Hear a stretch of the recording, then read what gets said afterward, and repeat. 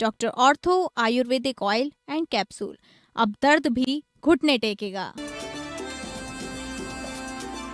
मऊ को सीएम योगी ने दी 130 करोड़ की 49 परियोजनाओं की सौगात। कार्यक्रम में सीएम योगी ने सपा पर जमकर हमला बोला। कहा, बेटियों व्यापारियों की सुरक्षा में कोई नहीं लगा सकता सेंध।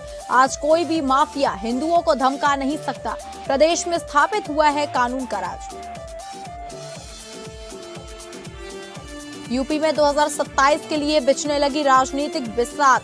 जून से मैदान में उतरेंगे सीएम योगी। सभी मंडलों और जिला मुख्यालयों का करेंगे दौरा। सपा ने योगी सरकार मिशन 2027 पर साधा निशाना। सपा ने सरकार को हर मोर्चे पर फेल बताया। लखनऊ के केजीएमयू परिसर में 6 मजारों को लावारिस घोषित किया गया। लावारिस मजारों की ना संचालन समिति है, ना केयरटेकर और ना ही कोई दावा करने वाला। केजीएमयू प्रशासन ने मजारों को केजीएमयू परिसर से कहीं और शिफ्ट कराने की जिला प्रशासन से की मांग।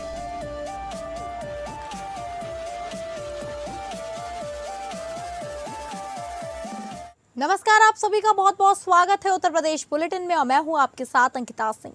शुरुआत करेंगे बुलेटिन की। मुख्यमंत्री योगी आदित्यनाथ ने मां शीतला देवी धाम मऊ में 392 करोड़ रुपए से अधिक लागत की 124 विकास परियोजनाओं का लोकार्पण और शिलान्यास किया है। कार्यक्रम में ऊर्जा मंत्री ए.के. शर्मा, कारागार मंत्री दारा सिंह चौहान, पंचायती राज मंत्री सुभाष सपा प्रमुख ओम प्रकाश राजभर, विधायक रामविलास चौहान, एमएलसी विजय लाल राजभर समेत कई वरिष्ठ नेता मौजूद रहे।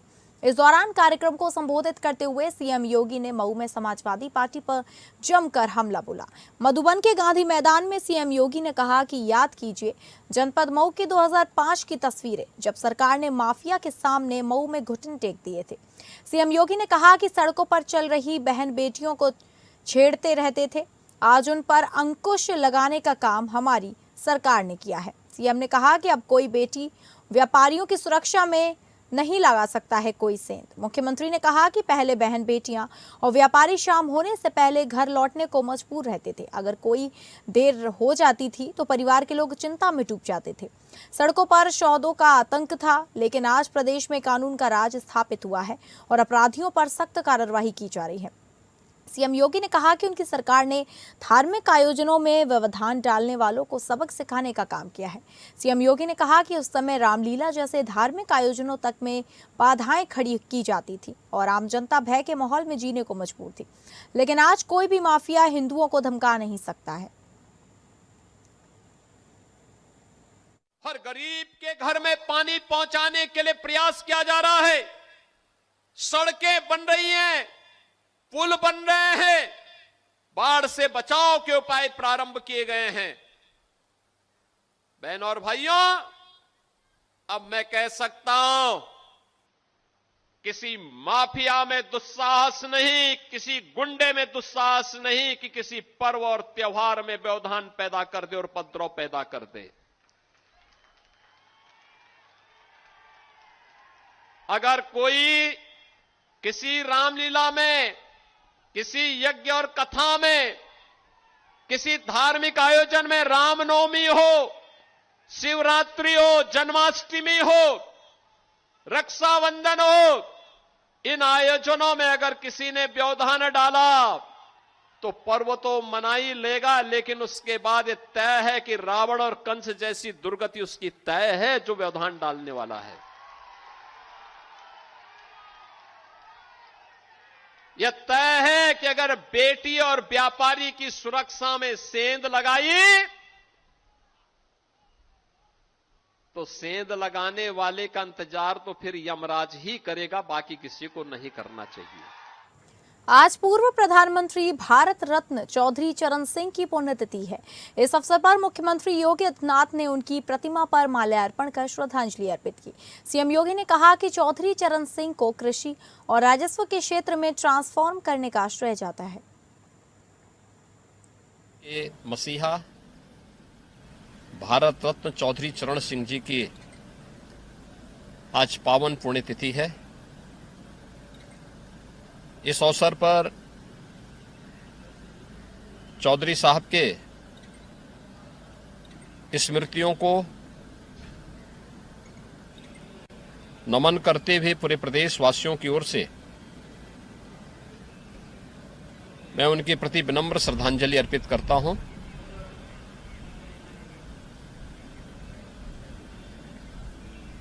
चौधरी चरण सिंह जी का जन्म इसी उत्तर प्रदेश की धरती पर 23 दिसंबर 1902 में हुआ था। देश के स्वाधीनता आंदोलन के साथ वे जुड़े थे। देश के अंदर कृषि के क्षेत्र में, राजस्व के क्षेत्र में तमाम प्रकार के रिफॉर्म करने का श्रेय चौधरी साहब को जाता है। वे देश के किसानों के मसीहा थे और उनका स्पष्ट कहना था कि देश के विकास का रास्ता गांव के खेत और खलिहानों से होकर के जाता है। उत्तर प्रदेश में भले ही विधानसभा चुनाव अगले साल यानी कि 2027 में होने वाले हैं, लेकिन सूबे की सियासी तपिश अभी से चरम पर पहुंच चुकी है। मुख्यमंत्री योगी आदित्यनाथ ने मिशन 2027 के लिए अपनी पूरी ताकत झोंक दी है। जून के पहले हफ्ते से मुख्यमंत्री खुद मैदान में उतरने जा रहे हैं। वो यूपी के सभी मंडलों और जिला मुख्यालयों का धुआंधार दौरा करेंगे और विकास कार्यों की समीक्षा करेंगे। 2027 के महासमर में अभी वक्त बाकी है, लेकिन लखनऊ से लेकर दिल्ली तक बिसात बिछाई जाने लगी है। सीएम खुद जिला स्तर पर जनप्रतिनिधियों के साथ बैठकें और विकास कार्यों की समीक्षा करेंगे। कानून व्यवस्था और बुनियादी ढांचा यानी कि कनेक्टिविटी इस दौरे के एजेंडे में सबसे ऊपर है। हालांकि विपक्ष इससे इत्तेफाक नहीं रखता। समाजवादी पार्टी का मानना है कि अब बहुत देर हो चुकी है, सरकार हर मोर्चे पर फेल रही है। महंगाई, भ्रष्टाचार और कानून व्यवस्था पर सारे दावे खोखले साबित हुए हैं। आज उत्तर प्रदेश भीषण महंगाई, बेरोजगारी, भ्रष्टाचार, विद्युत आपदा, पेपर लीक, आरक्षण का न मिलना, किसानों की दुर्व्यवस्था जैसे चीजों का शिकार है। आज उत्तर प्रदेश में जनता बेहाल है, त्रस्त है। ऐसे समय में आदित्यनाथ जी जून के महीने में फील्ड में उतरने जा रहे हैं। क्या हाथ लगेगा उनके? कुछ भी हाथ लगना नहीं है। जनता इस समय डिस्कनेक्ट हो चुकी है भाजपा से और भाजपा की विदाई करने जा रही है। आज लामबंद हैं, छात्र लामबंद हैं, युवा लामबंद हैं, आज किसान लामबंद हैं, आज बेरोजगार लामबंद हैं, आज महिलाएं लामबंद हैं। देखिए, योगी जी पूरे 5 साल वो हर तरीके से प्रांत स्तर पर भी और मंडल स्तर पर भी, जिला स्तर पर भी कार्यों की समीक्षा करते रहे हैं। पुनः वो आगामी माह में मंडल स्तरीय बैठक कर करके और मंडल पर सारे जिलों की प्रशासनिक अधिकारियों के साथ, जनप्रतिनिधियों के साथ बैठ करके और समीक्षा करेंगे, जिससे कि जो लंबित कार्य होंगे उसमें तेजी आ जाएगी। जो भी काम हैं। उत्तर प्रदेश के वित्त और संसदीय कार्य मंत्री सुरेश कुमार खन्ना ने प्रधानमंत्री मोदी और मुख्यमंत्री योगी के आह्वान पर डीजल और पेट्रोल की न्यूनतम खपत के संकल्प को निरंतर आगे बढ़ाते हुए लगातार तीसरे सप्ताह भी अपने कार्यालय जाने के लिए ई रिक्शा का प्रयोग किया। कैबिनेट मंत्री सुरेश खन्ना ने कहा कि वैश्विक परिस्थितियों को देखते हुए ऊर्जा संरक्षण, पर्यावरण सुरक्षा और ईंधन की बचत आज राष्ट्रीय आवश्यकता बन चुकी है। देश की बड़ी ऊर्जा जरूरतें अभी भी आयात होने वाली ईंधन पर निर्भर है। ऐसे में प्रत्येक नागरिक का यह दायित्व है कि वो अपनी जीवन शैली में छोटे छोटे बदलाव कर राष्ट्र हित में योगदान दे। हम इस समय जो क्राइसिस है, जो दबाव बना हुआ है पेट्रोलियम पदार्थों के ऊपर, उसमें कम से कम इस्तेमाल करें। तो आज हम सप्ताह में एक दिन हम ये इलेक्ट्रिक व्हीकल मैंने मंगाई है, इससे ही हम ऑफिस जाएंगे और इसी से वापस आएंगे। ये खास तौर से माननीय प्रधानमंत्री जी और मुख्यमंत्री जी की अपील का ये परिणाम है कि हम उनके निर्देशों का पालन कर रहे हैं और आवश्यकता भी इस बात की। जो दबाव बना हुआ है इंटरनेशनल लेवल के ऊपर, इन लोगों को अपने मसले बातचीत से सुलझाना चाहिए। पूरी दुनिया को इस क्राइसिस में नहीं डालना चाहिए। और मैं समझता हूँ कि हिंदुस्तान के हर आदमी का ये जिम्मेदारी है, एक मॉरल रिस्पॉन्सिबिलिटी है कि इस मौके पर अपने नेतृत्व के साथ खड़े हों और उनकी भावनाओं का सम्मान करते हैं। लखनऊ के चौक स्थित केजीएमयू प्रशासन ने केजीएमयू परिसर में मौजूद 6 मजारों को लावारिस घोषित किया है और कुल सचिव को चिट्ठी भेजकर जिला प्रशासन से मांग की है कि मजारों को वहां से कहीं और शिफ्ट कराया जाए। इस मामले में किंग जॉर्ज मेडिकल यूनिवर्सिटी के प्रवक्ता डॉक्टर के सिंह द्वारा बताया गया कि परिसर में 2 मजारें वैध हैं, प्राचीन है, उनसे हमारा कोई विषय नहीं है क्योंकि वहां पर कमेटी बनी हुई है और उसका संचालन किया जा रहा है। जो 6 मज़ारें हैं जिनके वैधता की जांच की गई है और 3 बार नोटिस भेजी गई लेकिन कोई जवाब नहीं आया। अब विषय है किसी मज़ार की ना संचालन समिति है, ना केयर टेकर है, ना कोई दावा कर रहा है, तो उन मज़ारों को लावारिस की कैटेगरी में रखते हुए उसको अवैध घोषित कर दिया और कुल सचिव को 12 तारीख को चिट्ठी भेजकर जिला प्रशासन से और पुलिस प्रशासन से समय लेकर इसको शिफ्ट कराए जाने की मांग की है। देखिए 2 मजारें वैध हैं, प्राचीन है, वैध की बात नहीं, प्राचीन है, हमारा उनसे कोई विषय नहीं है क्योंकि वहाँ पे एक मैनेजिंग कमेटी है और जो उसका संचालन कर रही है। बाकी जो 6 मजारें थी जिसकी वैधता की जब हमने जांच करने का प्रयास किया तो हमने उनको 3 बार नोटिस दिए और तो हर माध्यम से दिए। हमने व्हाट्सएप तो नहीं कर सकते थे क्योंकि फ़ोन नंबर नहीं था, उनको डाक से भेजा, उनको चस्पा किया और लोगों को भेजा कि वहाँ जो भी हो उनको सूचित कर दें, बाई हैंड दे दें। लेकिन 3 नोटिस जो 15-15 दिन की गैप पे दी गई सुप्रीम कोर्ट के नियमों में, तो 1 ही 2 नोटिस है, हमने 3 बार दिया और व्यक्तिगत सुनवाई का अवसर भी दिया लेकिन कोई भी नहीं आया। अब विषय ये है कि जब किसी मजार की न कोई संचालन समिति है, न केयर टेकर है, न कोई उस पर अपना दावा कर रहा है, तो हमने उन मजारों को अनक्लेम्ड या लावारिस की कैटेगरी में रखते हुए उसको अवैध घोषित किया है और कुल सचिव को ये 12 तारीख को चिट्ठी भेजी है कि कृपया जिला प्रशासन से, पुलिस प्रशासन से समय लेकर इसको शिफ्ट करा दें। अगली खबर का रुख करेंगे जहां बरेली के थाना बारादरी क्षेत्र में आला हजरत से आगे 5 एंक्लेव के सामने स्थित एक खाली प्लाट में कथित रूप से गौवंश के अवशेष मिलने से हड़कंप मच गया। सूचना मिलने पर विभिन्न गौ रक्षा संगठनों के कार्यकर्ता मौके पर पहुंचे और मामले की जानकारी प्रशासन को दी। गौ रक्षा दल के कार्यकर्ताओं का आरोप है कि मौके पर मांस के अवशेष और नवजात बछड़े का शव पड़ा हुआ था। उनका दावा है कि किसी ने गर्भवती गाय को काटा तथा बछड़े का शव एक पैकेट में बंद मिला। सूचना पर पुलिस और प्रशासनिक अधिकारी भी मौके पर पहुंचे। प्रशासन द्वारा पशु चिकित्सक को बुलाकर सैंपल लिए गए। कार्यकर्ताओं का आरोप है कि बाद में पुलिस ने मौके पर मौजूद गौ रक्षकों के साथ अभद्रता की और उन्हें वहां से हटाया। वहीं प्रशासन ने जेसीबी मशीन की सहायता से अवशेषों को जमीन में दबा दिया। फिलहाल पुलिस मामले की जांच में जुटी हुई है और सैंपल रिपोर्ट आने के बाद आगे की कार्यवाही की बात कही जा रही है।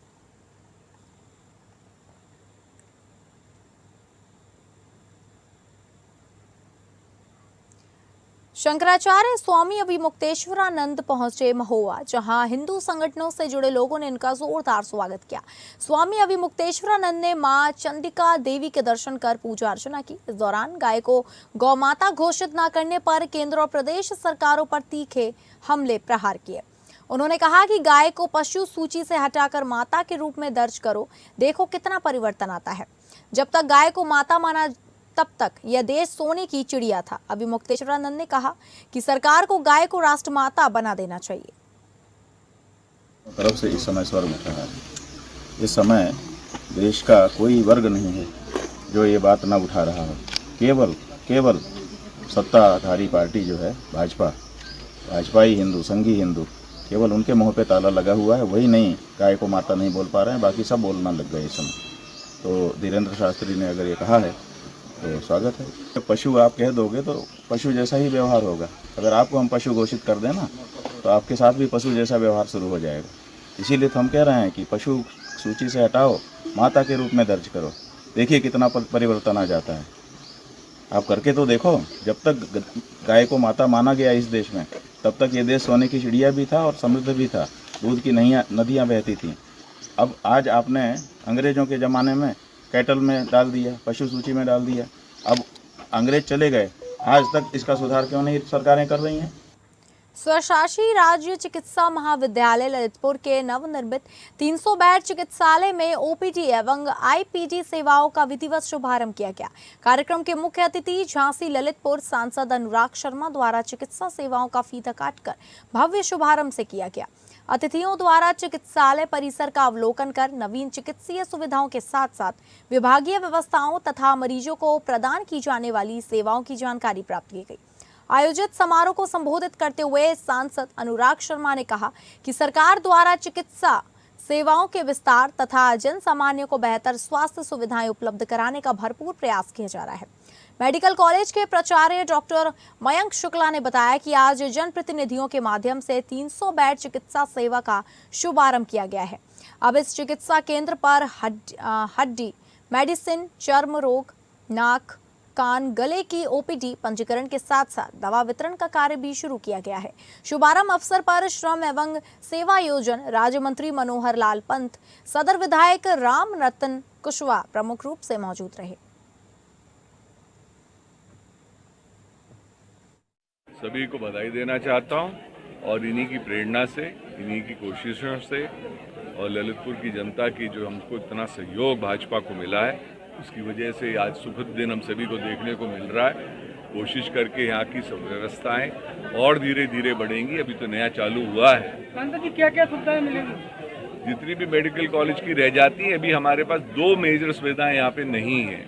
वो इसलिए नहीं है क्योंकि बहुत सारे स्पेशलिस्ट डॉक्टर्स यहाँ पे भी आने को तैयार नहीं हो रहे। मैंने अभी तक ये भी ऐलान करा था कि कार्डियोलॉजी और न्यूरोलॉजी के लिए हम 5 लाख रुपए देने को तैयार हैं। आज माननीय जनप्रतिनिधियों की तरफ से 300 बेडेड अस्पताल को शुरू कर दिया गया है, उद्घाटन कर दिया गया है।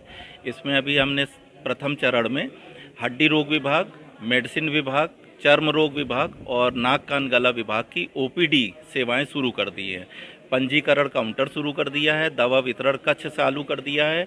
यहीं पर एक्सरे नई मशीन लगाई गई है, उसी में एक्सरे शुरू हो गया है। यहीं पे प्लास्टर लगने लगा है। किसी भी तरह का इंजेक्शन जो भी रिक्वायरमेंट ओपीडी बेसिस पे है वो सब यहीं पर दी जा रही है। प्लास्टर भी यहीं लग रहा है। गाजियाबाद के लोनी क्षेत्र में बागपत के 21 वर्षीय युवक की गोली मारकर हत्या कर दी गई है। युवक का शव बंथला नहर के पास ट्यूबवेल के नजदीक मिलने से इलाके में सनसनी फैल गई। मृतक की पहचान बागपत के सिंघावली अहीर थाना क्षेत्र के डोला गांव निवासी नितिन राणा के रूप में हुई है। बताया जा रहा है कि नितिन यूपी पुलिस भर्ती की तैयारी कर रहा था। पुलिस के अनुसार युवक के सिर, कनपट्टी और सीने में 4 गोलियां मारी गई हैं। मौके से पुलिस को बियर की 4 कैन और एक बैग भी बरामद हुआ। सूचना मिलते ही लोनी पुलिस मौके पर पहुंची और शव को कब्जे में लेकर पोस्टमार्टम के लिए भेज दिया। परिजनों ने बताया कि नितिन बुधवार दोपहर करीब 1 बजे घर से कंपनी में इंटरव्यू देने की बात कहकर निकला था। गांव का एक दोस्त उसे बागपत रेलवे स्टेशन छोड़कर चला गया। इसके बाद देर रात उसका शव लोनी क्षेत्र में नहर में किनारे मिला। स्थानीय लोगों का कहना है कि उन्हें गोली चलने की आवाज सुनाई नहीं दी। जिस स्थान पर शव मिला वहां आसपास कोई सीसीटीवी कैमरा भी नहीं लगा था, जिससे पुलिस को जांच में परेशानी हो रही है। परिजनों ने गांव के ही 2 युवकों पर पुरानी रंजिश के चलते हत्या करने का आरोप लगाया है। पुलिस मोबाइल कॉल डिटेल और अन्य साक्ष्यों के आधार पर जांच में जुटी है। एसीपी सिद्धार्थ गौतम ने बताया कि परिजनों की तहरीर के आधार पर मुकदमा दर्ज किया जा रहा है। आरोपियों की तलाश में पुलिस की 3 टीमें लगाई गई हैं और जल्द ही घटना का खुलासा करने का दावा किया गया है। वहीं बागपत सिंघावली अहीर पुलिस ने कार्यवाही के लिए 2 दिन समय मांगा है।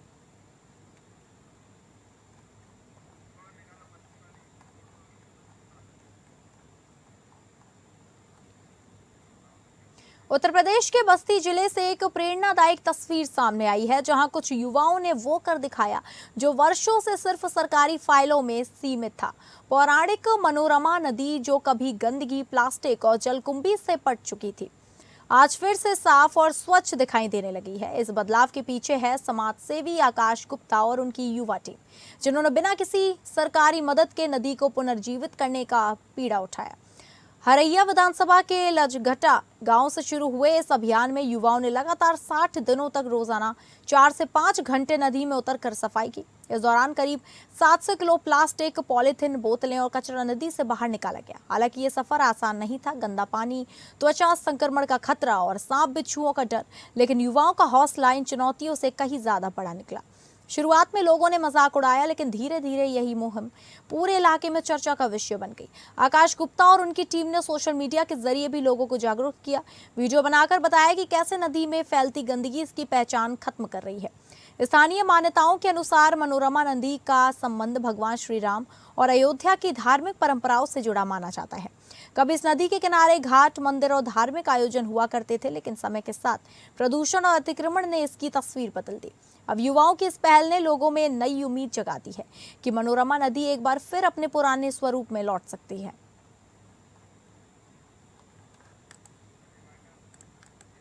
तो फिलहाल उत्तर प्रदेश बुलेटिन में बस इतना ही। नमस्कार।